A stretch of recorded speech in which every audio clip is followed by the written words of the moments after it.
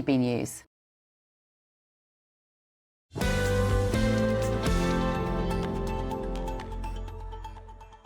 A very warm welcome back to the weekend with me, Darren Grimes. Now, living standards will continue to plummet if Britain resets ties with the EU, says a former Brexit advisor. Shanker Singham says that Labour's plans to align with EU rules would severely constrain attempts to tackle the cost of living crisis. This comes as leaked information revealed a list of Brussels' proposed demands, such as raiding British fishing waters and handing power to European judges once again. Well, I'm delighted to say that the CEO of Commentators and former Brexit advisor Shanker Singham joins me now. Shanker, always a pleasure, my friend. Could you set out for us, in so many ways, it seems that the narrative, Shanker, if you pick up a copy of the Financial Times or whatever else, seems to suggest that closer trading ties with the EU again, the EU single market, would be we would reap the rewards of those closer trade ties. So why do you disagree with that sentiment?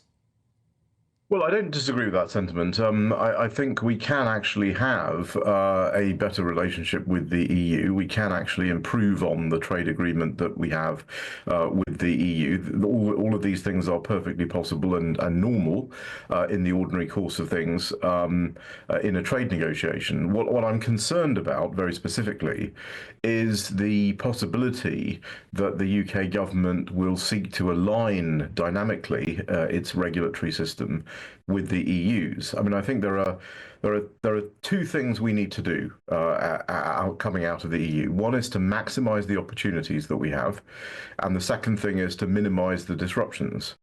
Those economic opportunities, and the Prime Minister has talked about increasing household income, and I totally agree with him on that. I think that is the principal purpose of the government: increase household income, decrease household cost.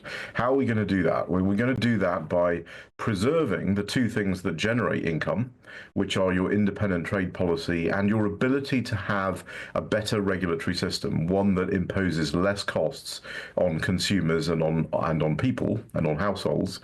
And the second thing you've got to do is mitigate the disruptions. So all these barriers that we face with the EU, the customs barriers and so forth, there are many things that we can do to try and improve them. But the one thing you shouldn't do is to do something that takes away your ability to generate that greater household income that comes from regulatory reform. All right. So yeah, the great advantage here was regulatory reform. That's what we have to pursue. Absolutely, and you've spoken about what was the unfrozen moment, right, to make the most of that opportunity. But, for example, on the Remain side of the continuity Remain side of the argument, they would say, well, Shanker, look, the CPTPP, which is spoken about as an absolutely extraordinary trading bloc and a growth market of the world as well, that isn't worth much to the British economy, they would argue, compared to access that's untrammeled to the single market. Well, the costs. So you have to ask, what do you gain from dynamically aligning to European regulation with regard to, let's say, for example, food? Bureaucracy. Let's go through that. I mean, so food is coming in from Europe. Most of it comes from the EU into the UK. So if you align your regulation dynamically with the EU and you're still outside the customs union and the single market, as Keir Starmer has said, you're still going to have customs process. You're still going to have regulatory process.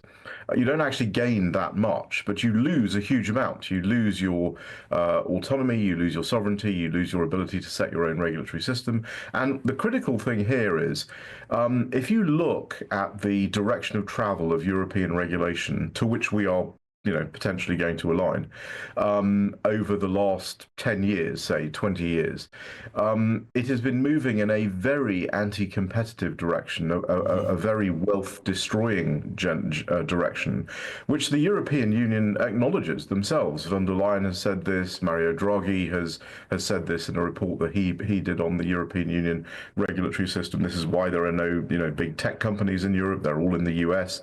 So we have an opportunity here to improve that regulatory system. Businesses tend to focus on the divergence of regulation. You know, there's an EU regulatory system that's different from the UK's, and that's a problem. They tend to focus on compliance costs. What people don't tend to focus on is the biggest impact of anti-competitive regulation, which is the cost, the wealth it destroys from the economy, and the resulting decline in household income. Yeah. And that is probably 90% of the cost. You know, what we're talking about in terms of regulatory cost and business compliance cost is only about 10%, maybe not even that, if you have a very anti-competitive system as you do in Europe. And two other things have happened, and you mentioned CPTPP, and the Secretary of State for Business and Trade, Johnny Reynolds, is to be congratulated for announcing that and supporting that, and the Minister for Trade Policy, Douglas Alexander, has supported that as well, and that is entirely right. But we also have another thing, a much bigger elephant in the room, which is what's coming down the pike in the US. Yeah. So, well, exactly, Shanker, we're running out of time, but I agree with you that actually the market difference between what the Trump administration is going to do from January for the next 4 years and what the Labour government are going to do here in Britain, I think the checklist of comparing the two will be really quite extraordinary indeed. So we'll have to get you back on, Shanker, to discuss that, because sadly we've run out of time. But Shanker, I appreciate it so very much. That's Shanker Singham there joining me. Now, let's see what my panel make of what Shanker had to say, the broadcaster Matthew Stadlin and the journalist Duncan Barks. Duncan, who did I start with last time? Did I start with you, Matthew? You're welcome to start with Duncan. I agree with what Shanker has to say. I'm deeply concerned that the UK is risks hitching itself to the wrong wagon at this time, this crucial moment, especially in things like artificial intelligence, where there is a great reward for those who are early adopters and get into it. London has great links to the tech industry and could be doing great things in that regard. But I fear that we risk losing that by just saying, well, we need to stick with what we know, which is the European Union. Well, I'd like to be able to see this country hitching itself to both wagons. I think now we are out of the European Union. By the way, in terms of Brexit, I think we had a Conservative government who were too busy fighting amongst themselves. It wasn't prepared for properly. It wasn't certainly initiated properly. But now we're out of the European Union. We should be able to get the best possible deal with the United States of America in all forms of trade. Trade is good, and ditto with our European neighbours. But we can't do that if we join some form of backdoor deal to sign us back up to the European Court. Well, yeah, and I have sympathy with your concern there, because I think Starmer and his cabinet are effectively a bunch of Europhiles, which is why it's important to keep the pressure up and not go too far down the route of actually signing up in a way that restricts us trading with other people. I just find this narrative really depressing, because we should be able to now, one of the benefits of Brexit, and I don't want to rehearse the arguments of 8 years ago, because I'm sure we all have the scars,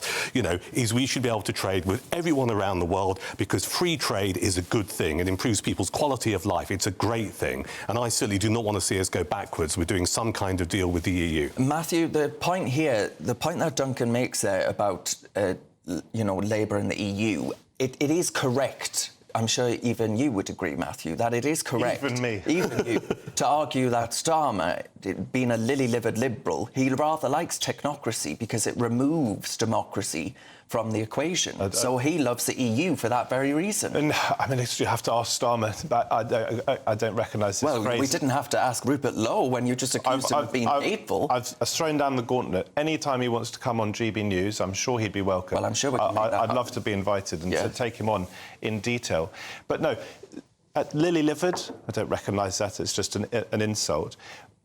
I voted for Remain. I very strongly, when I was presenting my radio shows, argued against a second referendum, because I thought that would have flown in the face of this enormous exercise in democracy and would learn none of the lessons that I think a lot of people needed to learn from that referendum. Duncan's wrong about the free trade point. We were able to trade with other countries right around the world before we Brexited.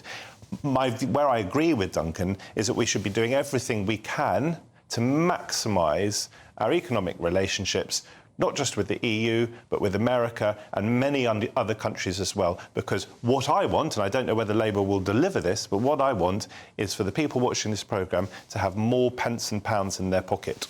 Well, Starmer's just announced £6.6 billion in loans for solar panels, so we're all going to be rich and warm. Happy days, happy days.